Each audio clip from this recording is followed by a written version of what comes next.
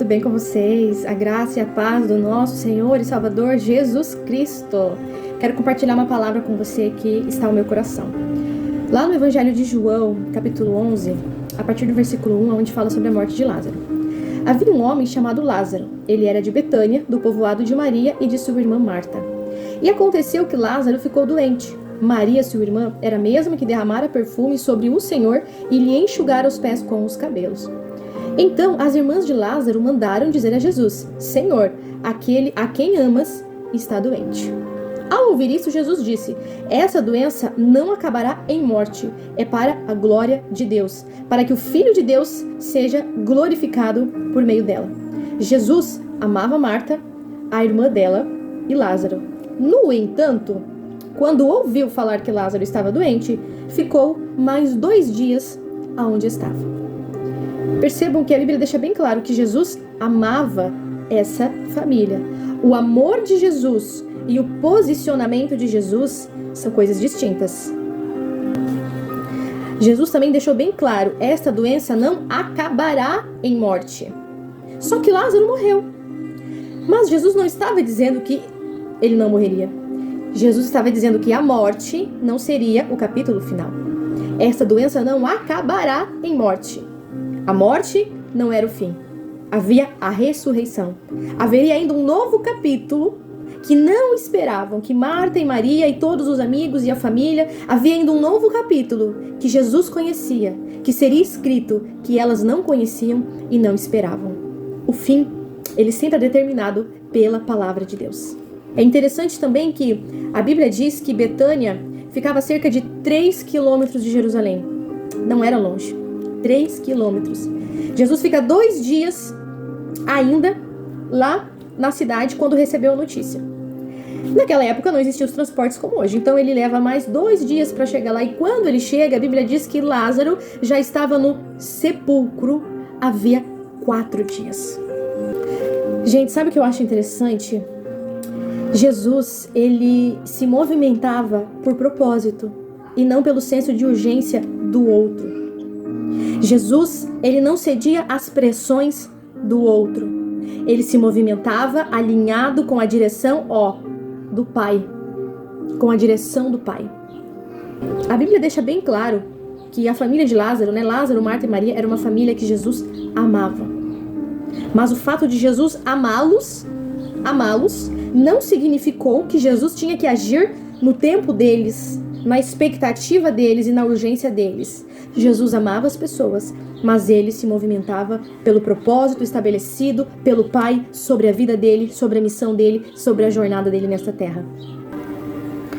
Sabe, gente, nós precisamos caminhar alinhado com a vontade de Deus para a nossa vida. Nós não podemos nos movimentar pelo senso de urgência do outro. Porque se tudo é urgente e tudo é prioridade, então nada é prioridade. Tem pessoas que não conseguem dizer não. Se alguém pede: você pode passar em tal lugar? Posso. Você pode buscar hoje o meu filho na creche porque eu tive um compromisso? Posso. Você passa no supermercado pra mim, compra tal coisa? Compro. Mas ela não pode. Não estava na rota, não estava na rotina. Ela vai se desdobrar pra conseguir. Por quê? Porque ela não consegue dizer não. E por que ela não consegue dizer não? Porque muitas vezes ela está buscando um lugar de aceitação. Ela está buscando um lugar de preenchimento. E a pessoa que não consegue dizer não para o outro, ela diz não para si mesma. Porque quando eu digo sim para o outro, para a urgência do outro, para a rotina do outro, eu digo não para mim. Eu digo não para minha família. Eu digo não para minha casa e não percebo. Estou me anulando. Não estou me movimentando por propósito, por energia, por foco, por alinhamento com o Pai. Estou me movimentando por necessidade de aprovação, por necessidade de pertencimento, por medo de decepcionar os outros. Estou perdendo o propósito de Deus sobre a minha vida e sobre a minha casa. Gente, vocês imaginem se Jesus parasse a todo momento para todo mundo que queria algo dele, que exigia algo dele, que tinha uma expectativa a ser suprida sobre ele. Vocês imaginem, gente. Jesus é o nosso mestre, Jesus é o nosso exemplo de todas as coisas que você imaginar na terra. Jesus é exemplo. Jesus é o nosso exemplo, é o nosso mentor. Você imagina. E o recado de Marta e Maria já foi um recado já bem emotivo, porque elas não mandaram dizer assim: Senhor, Lázaro está doente. Não. Senhor, aquele a quem amas, já mexeu aqui dentro, Já foi assim com senso de urgência, já veio no emocional, já veio mexendo. Senhor, aquele é quem tu amas. Já foi, de certa forma, uma pressão psicológica, lembra? Tu diz que é nosso amigo, tu come na nossa casa, tu vem aqui com os teus discípulos. A gente te serve, agora é a hora que a gente tá precisando e a gente tá esperando alguma coisa de ti no nosso tempo, da nossa maneira, no nosso ritmo. Se Jesus tivesse uma dependência emocional com as amizades, com o outro, com a aceitação, ele ia largar tudo e ele ia correr. Por quê? Porque aquele a quem amas, o que vão pensar de mim? Vão pensar que eu sou um amigo ingrato, porque eu parava com os meus discípulos lá. Nós fazíamos refeição, a Bíblia deixa claro aqui que Maria foi aquela que ungiu os pés de Jesus. E agora Jesus simplesmente não vai? Jesus simplesmente não aparece? O que vão dizer? O que vão pensar? O que as pessoas vão comentar? Gente, vocês acham que Jesus estava preocupado com isso? Porque Marta e Maria vão ficar profundamente magoadas comigo. Vocês acham que Jesus estava preocupado com isso, gente? Ele amava as pessoas. Ele não era uma pessoa indiferente. Uma coisa é você ser indiferente ao sentimento do outro, você ser indiferente à necessidade do outro. Isso é uma coisa. Porque hoje a gente sabe que em nome do amor próprio, o povo tá ficando insensível. Eu não estou falando disso. A Bíblia deixa claro que Jesus amava, ele se compadecia, ele tinha amor. Mas ele se movia em amor, mas em alinhamento com o Pai. E não sobre a urgência e a necessidade do outro. Porque quando eu saio do meu lugar, quando eu abro mão do meu propósito para atender o outro, a necessidade do outro, o propósito do outro, sou eu que me perco. Sou eu que saio no prejuízo. E aí depois, às vezes, eu fico brava com o outro, eu fico com raiva do outro, porque fulano me atrapalhou, porque se não fosse por causa de ciclano, eu não tinha me atrasado, porque eu tive que ir lá. Peraí, você teve ou você não conseguiu dizer não? Você tinha que resolver aquilo mesmo? Aquilo era uma responsabilidade tua? Ou você não conseguiu se posicionar e agora você tá com raiva do outro? Gente, toda vez que você evitar dizer não para não ter conflito, você vai arrumar 2 problemas. Porque você vai se desdobrar para atingir a expectativa do outro e o conflito vai continuar, mas dentro de você. E tudo aquilo que você não expõe, que você não fala e que você não se posiciona em amor, obviamente, em sabedoria do alto, mas que você não coloca para fora, o seu corpo vai colocar para fora de alguma maneira. Vai ser uma crise de ansiedade, vai ser uma depressão, vai ser uma síndrome do pânico, vai ser um burnout, vai ser uma alergia na pele, vai ser uma gastrite nervosa, vai ser uma enxaqueca, vai ser uma insônia. O seu corpo vai colocar pra fora, de alguma maneira, o que você não tá conseguindo se posicionar. Jesus chega, depois de 4 dias, Lázaro já estava morto, mas Jesus ressuscita.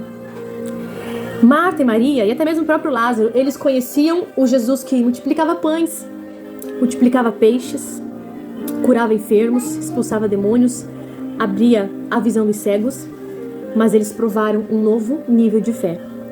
O Deus que ressuscita mortos. Não há impossíveis para o nosso Deus. Por isso, se mantenha firme no seu propósito. Não se mova por necessidade. Todo mundo tem uma opinião, meu irmão.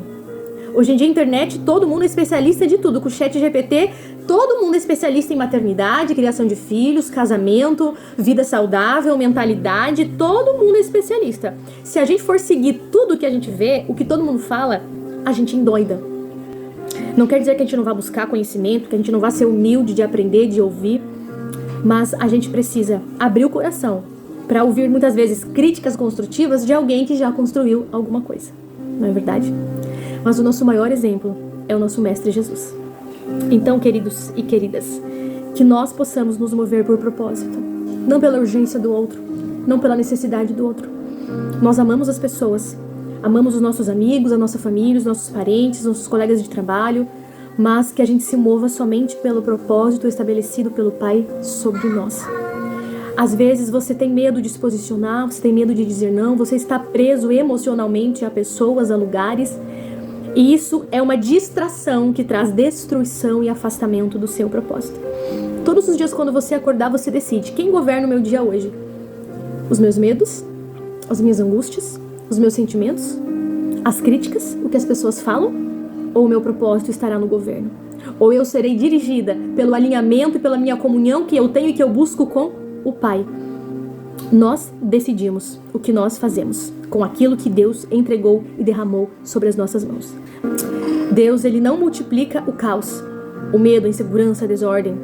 Ele multiplica a ordem, o alinhamento, a fé, a paz. Ele só pode construir algo sólido sobre uma estrutura sólida. Como está o seu coração hoje? Por isso, deixe Deus trabalhar na sua estrutura, para que você então possa movimentar-se por propósito e não por medo, nem por necessidade, nem pelo senso de urgência do outro, mas que você caminhe em direção à palavra de Deus. Porque lembra, vinho novo não é derramado sobre odre velho. Deus precisa trabalhar na estrutura do odre para então derramar um novo vinho, uma nova porção, uma nova unção, uma nova estrutura. Então creia nessa palavra.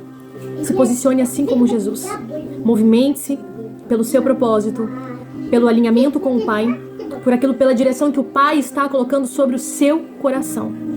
E a última coisa, muitas vezes você fica magoado porque você compartilha um projeto, mas daí as pessoas não acreditam, as pessoas não dão credibilidade. Você compartilha uma promessa e as pessoas acabam muitas vezes descredibilizando. Mas deixa eu falar pra você, mas quem mandou você ir lá falar? Quem que mandou você ir lá compartilhar? Por que você tá esperando a aprovação das pessoas? Deus falou pra quem? Pra você. A promessa foi pra quem? Pra você. Deus te revelou onde? No teu secreto. O que Deus te revelou no teu secreto é pra ficar no secreto, entre o Pai e você. Faça como Noé. Apenas construa a arca. Ah, mas nunca choveu. Ah, mas Noé tá doido. Ah, agora pirou de vez. Ah, mas quem que ele tá pensando que ele é? Ah, mas esse projeto é muito difícil. Ah, mas começar essa faculdade é muito complicado. Ah, mas ela não vai dar conta desse projeto. Meu irmão, minha irmã, apenas constrói a tua arca. Fazer chover é com o Senhor. E quando a chuva vier, todos verão que havia uma palavra sobre a tua vida. Amém? Não se mova por urgência e nem por necessidade. Se mova pelo propósito do céu sobre a tua vida e a tua casa. Amém? Se você gostou dessa palavra, desse conteúdo, te ajudou, te abençoou, edificou a tua vida de alguma maneira, você se inscreve aqui no meu canal. Já se inscreve no meu canal, compartilha, envia para todo mundo e vai acompanhando os demais conteúdos.